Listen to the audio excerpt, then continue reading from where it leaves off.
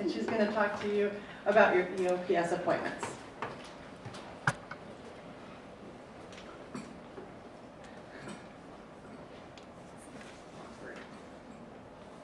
Okay, so like Becky said in the beginning, I am new, so we are going through this journey of spring 2014 together. I have not done this either. So like she said, I'm going to talk about the appointments. You guys need 3 appointments throughout the course of the semester. Obviously, you can have more. So if you want to come see us all the time, once a week, you can feel free to do so, but we at least need 3. And today counts as your first, so that means you only have 2 more to go. Your second appointment will be before March 7th, and that's going to be at least an hour long because you're going to be continuing the ed plan that you guys are setting up right now. You guys need to make sure that when you're coming in, you let us know that you're making your first full appointment and it's going to be for an hour. So try to set that aside in your calendar. And then your third appointment needs to be done by May 9th, so at the end of the semester, and this would be talking about, how your semester's gone so far, if you need to figure out classes for next semester because you don't think you're doing well with this semester, all that stuff. So March 7th and then May 9th.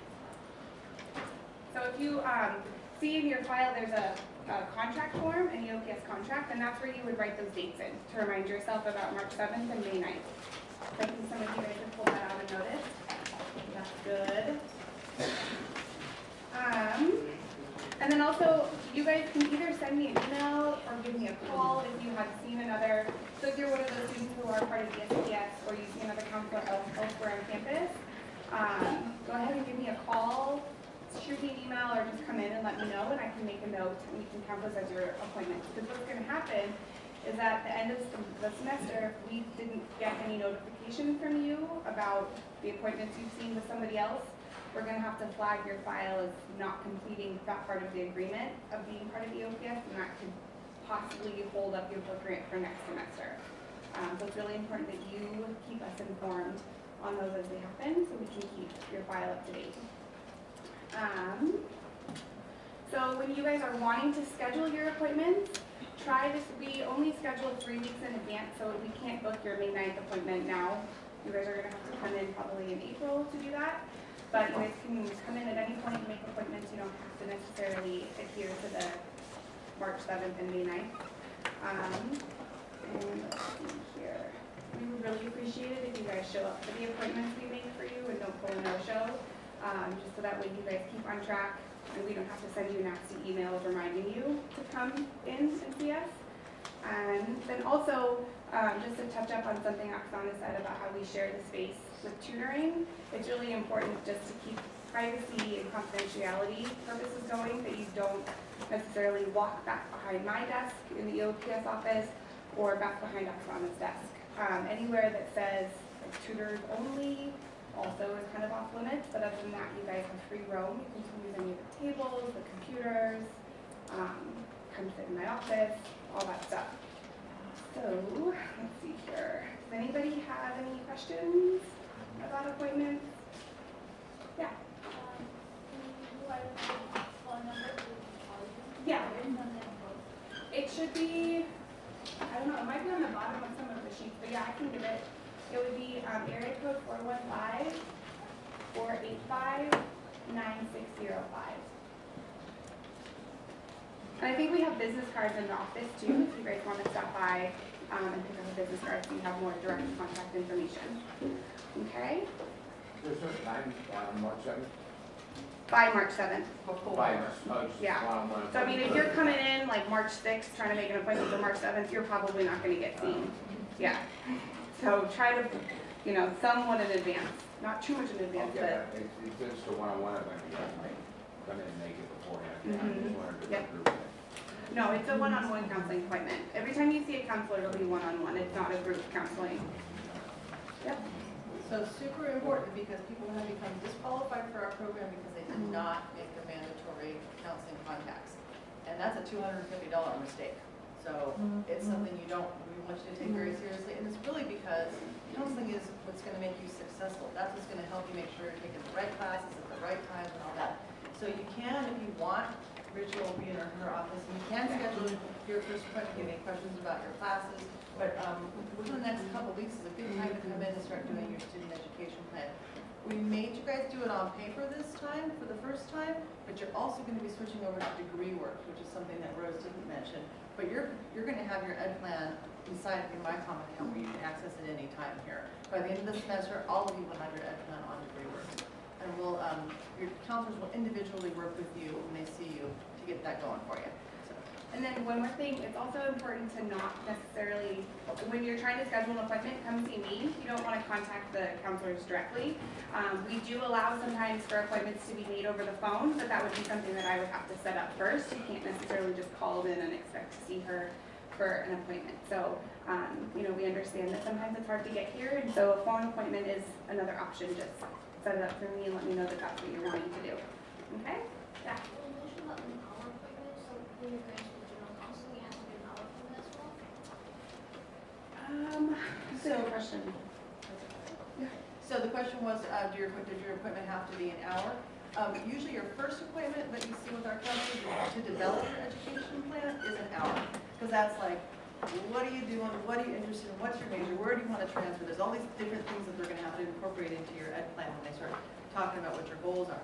After that, it's going to be like midterm check-in, planning classes for next semester, and those are usually a half an hour. So it's usually your first one that's just an hour. She's asking if she sees a counselor in general counseling instead of here, would her first appointment there still have to be an hour?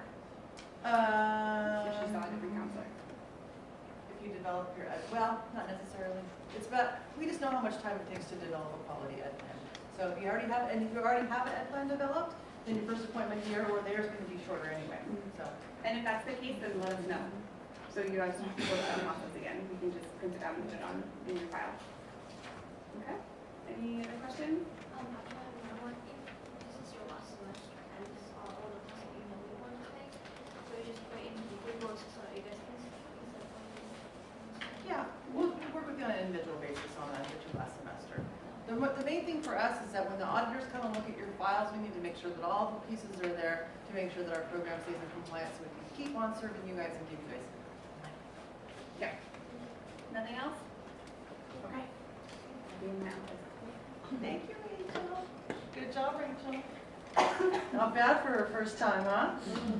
Okay, guys, so book grants, buying textbooks and more. You get to listen to me again. Yay. Okay, book grants. Textbooks are expensive. How many of you have already bought textbooks before?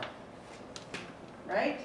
Unbelievable, right? How can one book cost $200? Is it made of gold? I don't know, but it's really expensive. We're very, very happy, and you can thank your California state legislators that you're getting 250. Last semester's EOPS students got 125.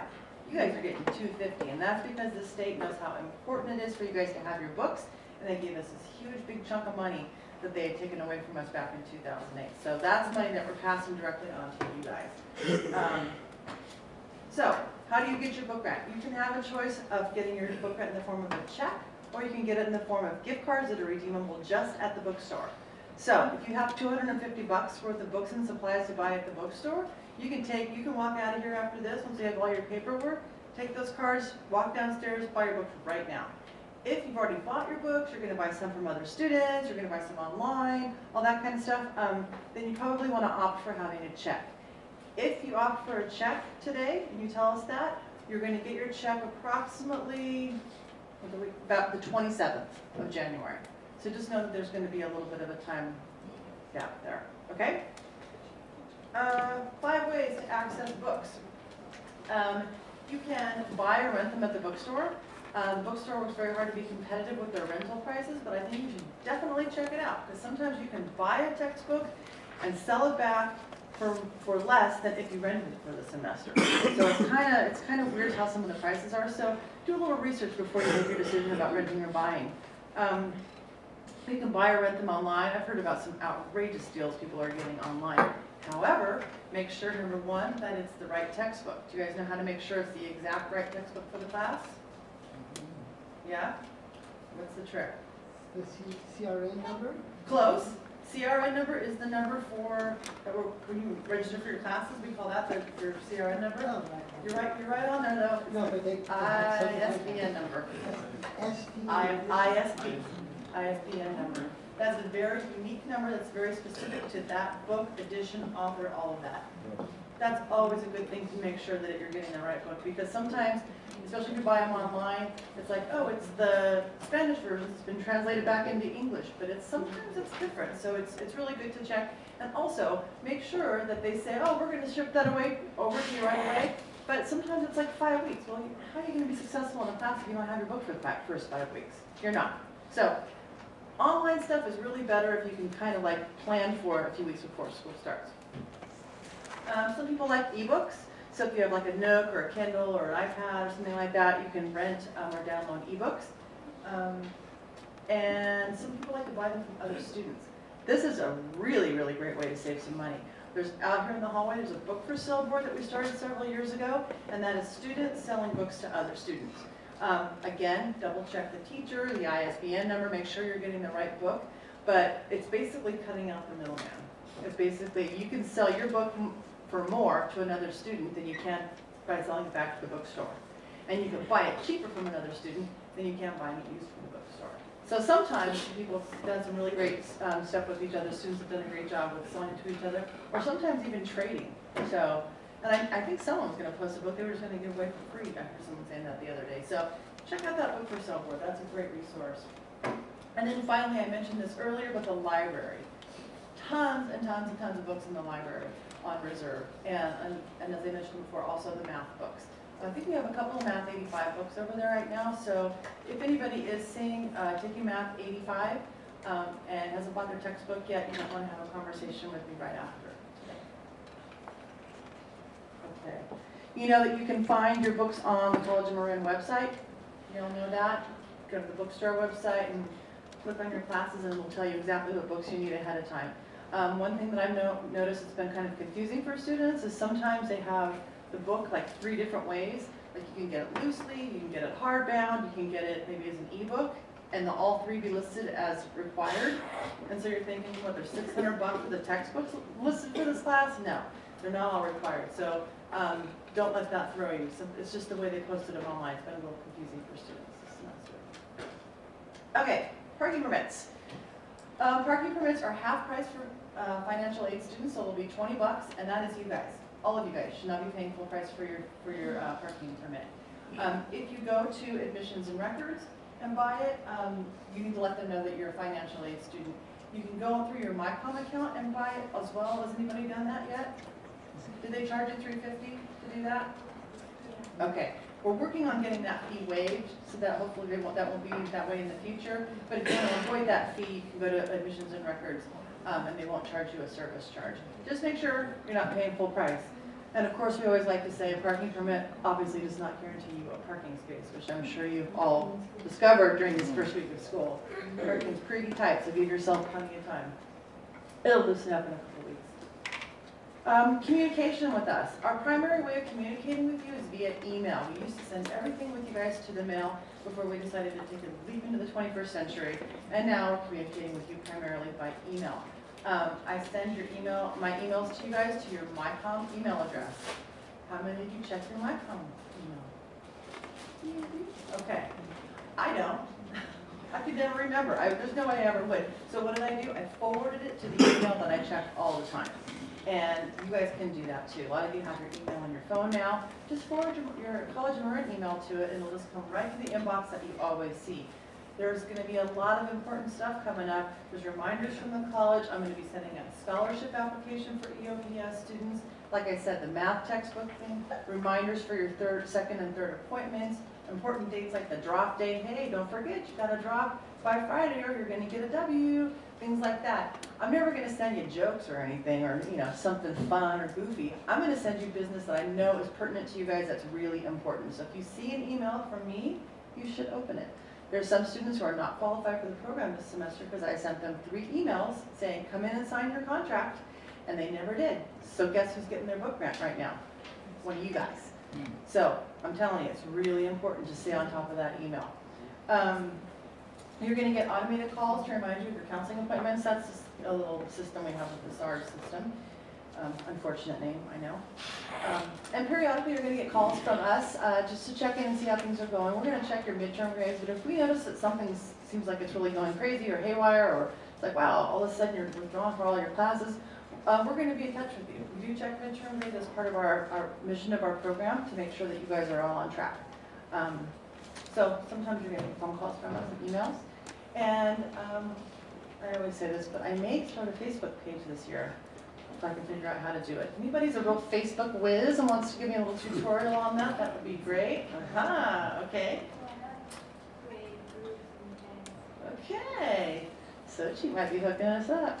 That might be another kind of a fun way for us to post things and be able to be kind of form an online community with each other, and also to post important dates. So if I do actually get a Facebook page pulled together, I will bribe you somehow to like us, and with some creative kind of raffle or something like that. Okay, money, money, money, money. Financial aid. I want to tell you guys, are you guys all still listening? Yeah, you're bright-eyed. All right. Lots of important things to know about financial aid. I just want to go over a couple of the key points very quickly. You're all receiving a fee waiver, which means you don't have to pay tuition for your classes, which will be $46 a unit. So you can imagine if you're taking 12 units, that adds up to be quite a bit of money pretty quickly.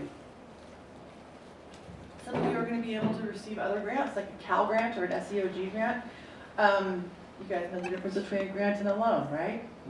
Grants you don't have to pay back. We like that. Pell Grant, woo! Loans, woo! If you have to take out a loan, sometimes people have to live on loans to survive, and I get that. But what I really want you guys to all know is that you can never get away from your student loans. You can declare bankruptcy, you can run as far as you want, but they will haunt you till your grave to get that money from you. I am not kidding. I mean, I've heard about people getting their Social Security garnished, right? You're 65 years old, took out a student loan a million years ago, and they're after your Social Security. So they will get their money back somehow. And I just want people to know, because I think sometimes, I mean, I've heard about some students leaving here with like $50,000 in debt, and they don't even have an associate's degree. That's rough. Don't let that be you, okay? So if you have to take out loans, if you can, if it's at all possible, save them till when you transfer. Because then you're on the road to the bachelor's degree. Bachelor's degree is going to produce a lot more money over the course of your life. It's going to help you pay back those loans. But if it's at all possible, apply for American scholarships, but avoid the loans if you can. So I don't mean to scare you, but I really want people to know that, because some people think, I'll just, it's like mortgage, let's blow it off. No, they won't let you. Some of you might get work study. Work study is pretty much been allocated for the whole year, so you're not going to get it right now. But work study is money that is awarded to you that you have to work to earn. So with a campus that's usually, or a job that's usually on campus. I mentioned the Cal grants and the SEOG, and then other private funding sources. There's a whole bunch of scholarships on the College of Marin website. In fact, that's going to be one of my first emails that I send to you guys, is a link to this huge list of scholarships that you might be eligible for. Some of you are connected with 10,000 Degrees. It's really hard to get scholarships from them right now. Their funding has gone away a little bit, so they're not providing as many scholarships. The college will likely have a scholarship for the general student population that's going to be coming out pretty soon, so that's something to think about applying for. Tell your story, especially if you've had any kind of adversity in your life that you've overcome. Mention that you're an EOPS student. Talk about your future. I've seen a lot of EOPS students breaking a lot of money over the years, so it's worth applying. And some scholarships they're just scrambling to give to anyone because there's not enough students who take the time to do it. So I'll be sure and send you information on that. Emergency loans, they're still working on that. They used to have emergency loans over in financial aid that was donated by ASCOM, your student associated student body. I'm not sure if they're going right now. I just heard the meeting the other day, so I'm not positive about that. If there's not emergency loans, there will be in the future, because we know that that's important. You guys know that there's a limit to how many years you can get a Pell Grant now? They changed it. And unfortunately, they didn't make it, from now on, this is the rule, they made it go backwards in time too. So if you've already been getting a Pell Grant for 4 years, you got 2 years left, which is kind of a bummer, especially for those students who have ever taken ESL classes, for students who are disabled who had to take lower loads. It's not, I don't think personally that it was a very well thought out decision. It's really negatively affecting students. But what you need to know is that every single semester counts, right? If you're getting your Pell Grant, don't take your money and finish your classes kind of and then kind of blow it up. I mean, that's a semester you're never gonna get back. And all of a sudden, in 2 years, when you realize, okay, now I've got it together, now I know what I wanna do, now I'm, feeling more mature, more responsible, well, too bad, you're gonna get to your senior year in your bachelor's degree, and you're gonna be out of Pell Grant, right? So don't set yourself up like that. Try to be successful with every semester if you can, and really make them count. If you're going less than full-time, which none of you are, I just want you to know that the calculation varies. So it's actually 12 years if you're going half-time the whole time. So, that's that. A quick note about some student services that I think are important that you guys might want to know. How many of you guys have been to Single Stop? Really cool. Federal program that's just come into our college. Free. Edwin's over there. I actually wanted to have him talk to you today, and I forgot to talk to him. But he's lovely. Stop by and say hi to Edwin. You can get your taxes done there for free. Hundreds of students got their taxes done there last year for free. And of course, they're professionals, so they're hopefully going to get you as much money back as possible. So, I know you guys probably all really love doing your own taxes, but if you don't, go to Single Stop. You can get free legal advice. They have financial guidance that they can provide you with, financial professionals. And they can also see if you can get screened to see if you qualify for county benefits. By that I mean, are you eligible for CalFresh, or what's formerly known as food stamps, any kind of cash aid for you or your family. Although many of you may not realize it, but a lot of you, because your income is low, may be eligible for these benefits and not know it. So if you find that you're struggling to get through your month, and you're feeling like you're hungry towards the end of the month, it might be worth it to just stop by and get screened. It's not that long of a process. You just give them some information, they help you on the website, and they can give you a pretty good idea. Also on that same note, if you do find that you're hungry, I want you all to know that I have a list of all the food banks in Marin County.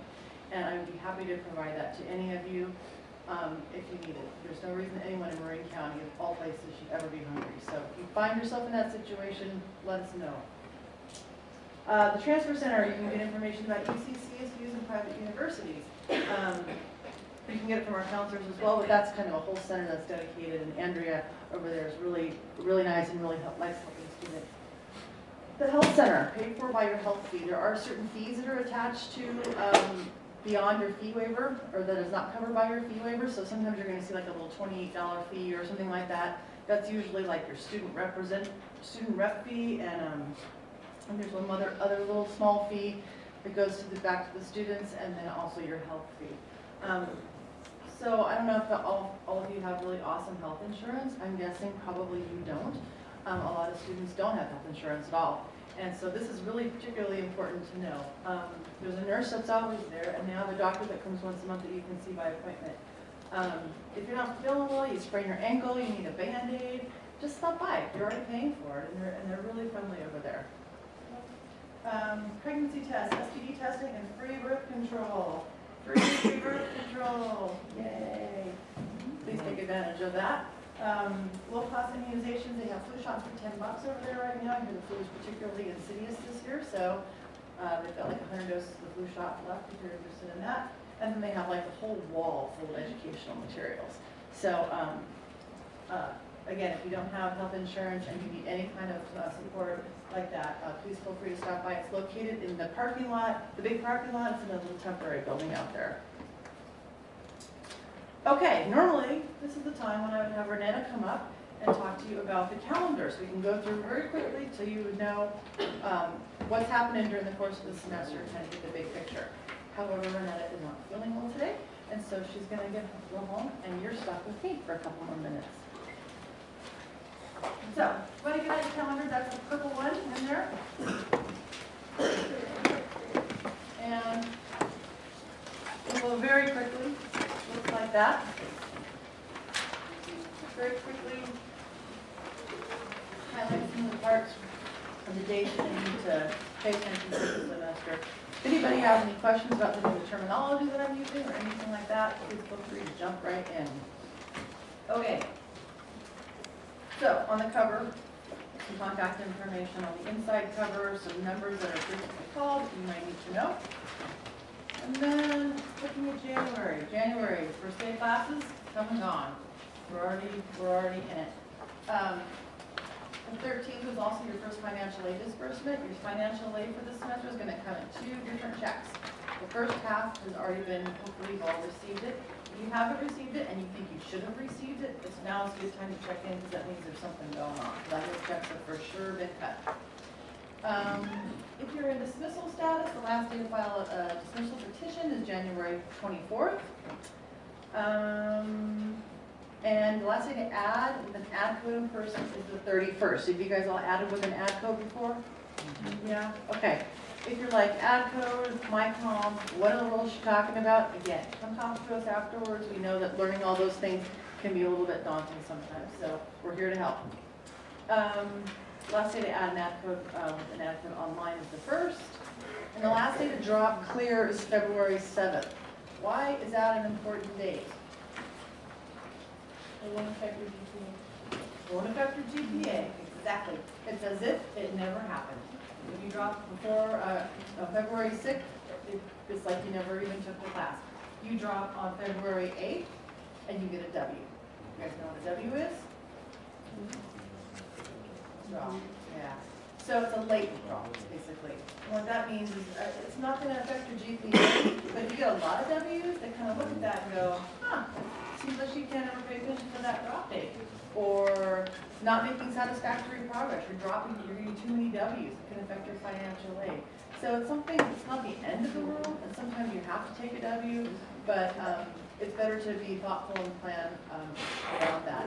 And if you have questions about that, you definitely want to talk to your counselor. February 18th is the last day to change your grade option. You guys know what I mean by that? Yeah. Pass, no pass versus taking it for a grade. There are some things you need to know about taking a class, pass or no pass. Yeah, it's great because if you get anything above a C or whatever, it's a pass. It takes a lot of pressure off, all that kind of stuff. But what if it's a class in your major? Don't want to take it for pass or no pass. What if it's a pass because you can count towards your degree? You don't want to take it for pass or no pass. You want to take it for a grade. There's a lot of little tiny rules around taking a class for pass or no pass that you need to know because it could affect you down the road. So what's the easiest way to find out all those little intricacies? Who could you ask? Counselor. Exactly. They can, and that's a pretty quick question. That's like, even you can even do a quick drop-in appointment and just say, hey, I'm thinking about taking Math 101 for pass or no pass. Is that going to be okay for my program? Because they will know what you're doing. So that's something to keep in mind. Don't take advice from your friend. Because your friend has a different goal. Your friend's going to a different university. Your friend has a slightly different major. They're a business management major, not a business major. There's tiny little differences, and so when your friend tells you that, think to yourself, that's great, thanks for sharing. I'm going to check with my counselor. March 2nd, second EOPS appointment, we want to see you before that. If you'd like to schedule your appointment before you leave today, that would be just fine. Okay, continuing on with dates. I know I'm talking too pretty fast. Is that okay? You guys still with me? Okay. March 17th is your second financial aid disbursement, so plan accordingly. You don't want to run out of money. So budgeting, really important. Budgeting is a challenge for you, and you're already in the middle of last semester, and you're dealing with old loans, and that would be a great time to go to single talk to one of the financial advisors and get some guidance there. Midterm grades are available on MyCom on March 21st. I told you we're all going to check your midterm grades. If you're doing great, you're going to get an email from me that says, yay, keep up the good work. If you're not doing so well in a class or two, you're going to probably get an email from your counselor saying, hey, we're worried about you, what's going on. We'll have a meeting to talk about whether you should continue in the class or if you want to drop it. Yeah. I was just seeing timesheets, that's just from staff. Timesheets due on the calendar is in reference to students who are working as work-study students. Yeah, good question. Last day to drop on the W is April 11th. If you try to drop on April 12th, not going to happen. You're going to get the grade that you're going to get in the class. That's it. So that's a real important date to pay attention to. Around April 21st is priority registration. EOPS, DSPS, foster youth, and veterans are the four groups of students on this campus who get to register before everyone else. Huge advantage because, as you all know, there's some teachers that are a little bit more popular than others, people really like. There's times that you need to have classes because maybe you're working or you've got childcare issues, you really need to get into that class. It goes from 9 to 11 or whatever. You probably noticed this already, but some of the classes that are more popular times, more popular teachers, they fill up like that. Sometimes like the microbiology class, we pull like for the second day classes, it's highly impacted. So if you want to make sure that you have a seat in that class, you get on at 12:01 midnight and you are guaranteed a seat in every class that you want. We would encourage you to have already had your appointment, to have your SEP, your student education plan ready to rock and roll. When that schedule of classes comes out, you're just going to get your little grid that we make for you so you can plug in your classes, and by the time it's time to register, you know exactly what you want to do. Totally stress-free, and there's a lot of students who are trying to get into EOPS just for the priority registration. Depending on your major, it can be really, really helpful. May 9th, 30 EOPS appointments. May 19th is finals week. May 23rd is commencement. Yay, we love commencement. I have had the great privilege of walking in the students with another staff member, which is really, really fun, and helping you guys move across the stage and stuff. This year, EOPS is going to be buying everyone's cap and gowns, so if you're graduating, be sure and let us know. And we're also going to have special sashes made for our EOPS students. That is on a Friday night, so it's not on Saturday morning anymore, but we thought everybody likes to get a jump on their Labor Day weekend, so you can have a very fun 3-day weekend after you graduate. And then sometime in June, final grades are going to be coming. Okay. Now we're going to go ahead and I'm going to very quickly go over the EOPS application and your contract, and you're going to complete your study skill survey. We're almost done, and then we're going to process you all after that. So I'm just going to do a quick explanation on this yellow sheet.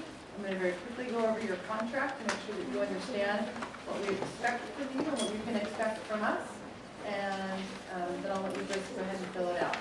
So your new student application. On the back of your file, there is the way we qualify you. And it's going to say, usually, you'll see somebody wrote a B on it, and a number. Probably a 1 or probably a 4. So on the very back cover of the file that we gave you. Did anybody find it? If you found it, will you hold it up and show everybody what I'm talking about? So when she opens her file, like that. Go to the back page.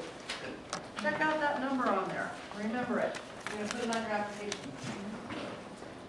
This application, okay? You're going to fill out all of your personal information up here. When it comes to EOPS educational criteria, I want you to circle the number that's listed on that back page. What if you can't read it? We'll help you afterwards. So if you don't know or you're not sure or you can't find it or you can't read it, we'll help you out. Don't worry. But I just wanted to try to get everyone to do that. And then I want you to fill out the rest of this information. This is your application. I want you to circle the number under educational EOPS criteria. Okay. And we'll check everybody to make sure you all got it right. Now I'm going to very, very quickly go over your EOPS student responsibility contract, so you kind of know the rules and the regs. This is a contract between the two of us, or between our program and you, and we're going to hold you to it. So it's really important that you are aware of all of the guidelines here.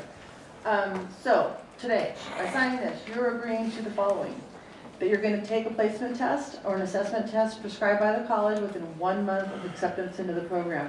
If any of you haven't taken your math or English placement test yet, I want you to check in with us. We probably want to make sure that we get you some tutoring to get you sort of back in the game before you go and take it. And we can connect you with one of our tutors. If you have transcripts from another institution, we need to see those immediately, and we're not going to be able to give you your book grant until we have them. So they can be unofficial, that's fine. Not a big deal, you can even print them out here today before you leave if you want. But we want to get those right away, because I have to make sure and check units.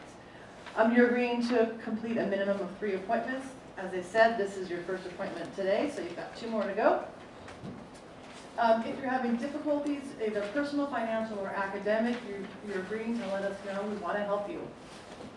You're agreeing to follow your education plan and maintain a minimum 2.0 GPA every semester. If you get below a 2.0, that breaks the contract and we have to let you go out of the program.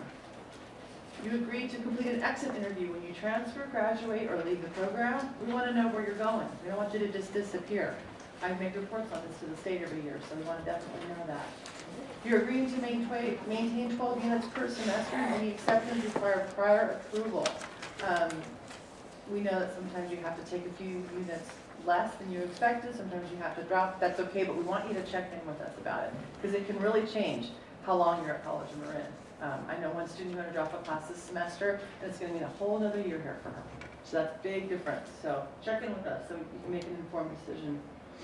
And that goes the same for making any changes to your class schedule. Check in with us. You agree to show acceptable progress at midterm, and if you're getting below C, you have to agree to tutoring. Let Oksana hook you up with a tutor. If that doesn't work out, then maybe it's time to talk to your counselor about dropping the class, but we want to be able to provide you support. Better yet, get connected with a tutor at the beginning. You agree to update your MyCom portal with any change of name, address, or phone number immediately. That's where all your college information, including your checks, are going to go to. So make sure it's accurate. If you're on academic or progress probation at the college, we want you to meet monthly with your EOPS counselor and complete an academic success plan. You understand that you'll be ineligible for the program if you receive all non-progress grades, all incompletes, all W's, all no passes, and any exceptions to this require prior approval by me. Easy for me to say, right? You understand that it's required that you've not completed more than 70 degree applicable units. That means things like ESL courses, those don't count, anything below 100 level. So we analyze your transcripts to make sure. But it is degree applicable units. And any combination of post-secondary higher ed or 6 consecutive semesters, they've kind of changed that rule, so we're not worried about the 6 consecutive semesters being in the EOPS anymore. But the 70 units does apply, unless you're what's called a high unit major. So if you're going to be a nurse or something like that, radiologist, engineer, there's a whole list of them. Those we recognize taking more units to complete than your average general education plan, and so that's an exception to the 70-unit rule.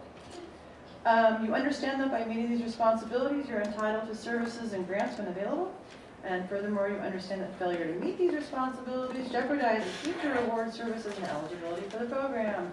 If you were released from the program for failure to comply with this contract, all those things I just mentioned, the 2.0, the appointments, the W's, all that, you have the right to appeal. And the whole entire staff takes a look at the appeal, and then we will let you know whether or not it's accepted. You authorize the staff to monitor your academic